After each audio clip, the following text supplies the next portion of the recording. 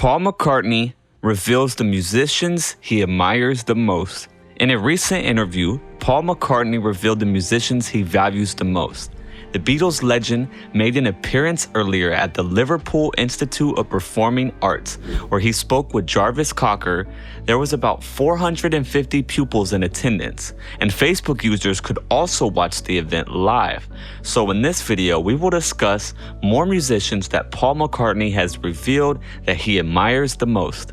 During the conversation, McCartney was questioned about the musicians he most liked and why. He responded, fellow Beatles, Ringo Starr, George Harrison, and John Lennon, who were really wonderful. Paul McCartney had the opportunity to hear John's music before the world after working with him so closely. He really admires his work. He mentioned that whenever they worked together on something, typically what would take place is that whoever would be the originator of the song would bring in the first verse, and then they'd sit down and take it from there. He continued on the songwriting process between the two of them. His little acts of brilliance were numerous. Stevie Wonder. In addition to praising his old colleagues, McCartney singled out Stevie Wonder, calling him a musical monster. He played recently at a small concert for a limited number of admirers at London's Abbey Road studios.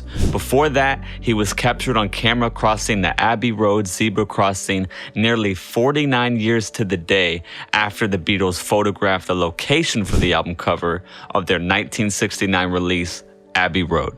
And McCartney had also worked twice with Wonder. The first time was on the songs Ebony and Ivory and Only Our Hearts from his album Kisses on the Bottom. Stevie came along to the LA studio and listened for about 10 minutes before he completely understood the track. He simply approached the microphone and in less than 20 minutes nailed this killer solo. John Lennon. It is not a secret that Paul McCartney and John Lennon have worked as a team on the majority of the Beatles songs, at least on paper. However, if we were to examine McCartney's skill as a songwriter in isolation, there's no better way to do it than to reminisce all of his numerous successes. He has had the credit for penning more than 32 #1 singles and more than 150 songs that have reached the charts. He has 2 inductions into the Rock and Roll Hall of Fame and 18 Grammy Awards. And despite the fact that the Beatles' legacy may predate McCartney's, his time with the Beatles was just one stage in his extensive and fascinating musical career. McCartney's a self-taught musician, trusted his intuition more than the formal principles of music. Even more, he has claimed in a number of interviews that there is no correct method for crafting the ideal song, and even if there were, he would not be aware of it. In actuality, the lack of a map is what interests him about songwriting the most. And John Lennon is at the top of the list of McCartney's influences. Before the Beatles were ever a band, Lennon and McCartney had existed as a pair, following a chance encounter at a county fair where they saw each other playing. McCartney joined Lennon's amateur teenage band, the Quarrymen. Lennon will never forget the backstage performance Macca gave him, and the Quarrymen subsequently became the Beatles. When the band first started out, the two worked together like a well-oiled machine, creating some of the most enduring pop tunes that have ever been produced. The two songwriters entered the studio with most of their songs fairly finished because they naturally parted ways as the band's notoriety grew and decided to create primarily on their own. McCartney thus had the opportunity to see Lennon's writing from a different angle. George Harrison and Ringo Starr. McCartney had to also count George Harrison and Ringo Starr among his favorite musicians.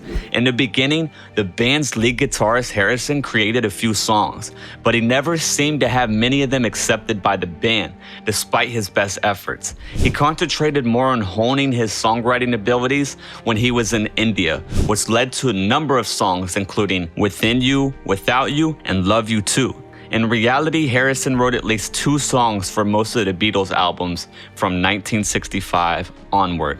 And although initially dubious about his songwriting skills, McCartney subsequently admitted to Lennon that our songs have been better than George's till this year. His tunes this year are at least on par with ours in quality.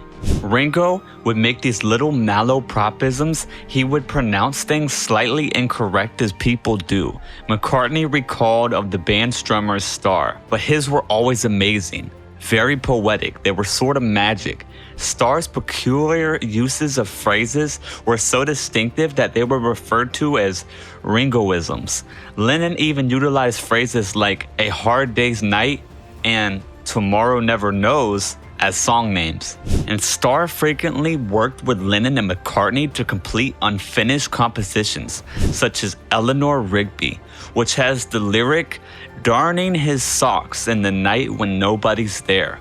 Despite the fact that the songwriting duo predominated the Fab Four, Harrison and Starr had some of the most financially successful albums released after the group disbanded. All Things Must Pass by Harrison is largely considered as the best Beatles solo record, although Ringo by Starr from 1973 is also a well-liked album. These recordings undoubtedly confirm what McCartney had probably suspected for some time. The Beatles were a strong lyrical force right off the outset. Bob Dylan. Naturally, Bob Dylan, a legend who doesn't require an introduction, will be the next artist on McCartney's list. He mentioned he appreciates all he does and occasionally wishes he was a little bit more like Bob. He is a legend and is unconcerned.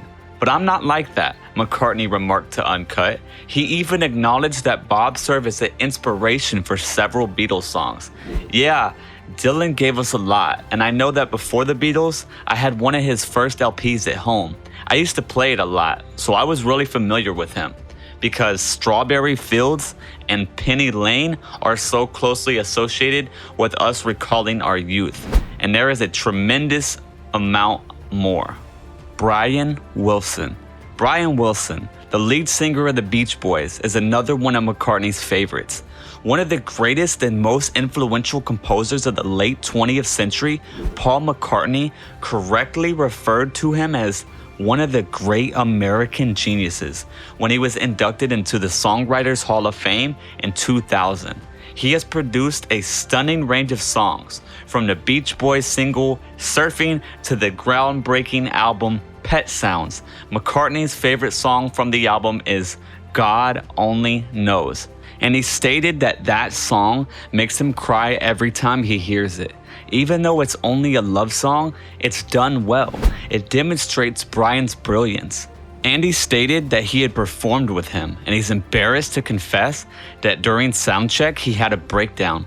After playing the song with Wilson in 2007, McCartney said, "It was just too much to stand there singing this song that does my head in and to stand there doing it with Brian." Chuck Berry. The duck-walking rock titan Chuck Berry is one name that will always be on our list for his enormous effect on McCartney and his Beatle teammates. And Wonder, McCartney saw a contemporary who he strongly liked. While McCartney was a major admirer, John Lennon was also quite vocal about his love for Berry, once claiming that he was the essence of the sound. After the singer of Johnny B. Good passed away, the singer shared a tribute to him on his website saying, "To us, he was a magician, producing music that was foreign yet commonplace at the same time. He taught us a lot of things that took us into the fantasy realm of rock and roll music."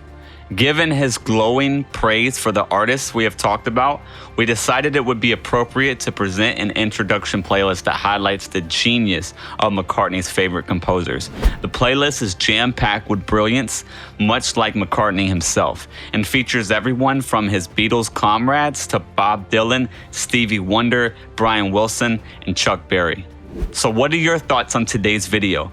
Please let us know in the comment section below. And if you haven't done so already, make sure to subscribe to this channel so you don't miss any of our incredible videos. Keep an eye out for the next video. Bye for now.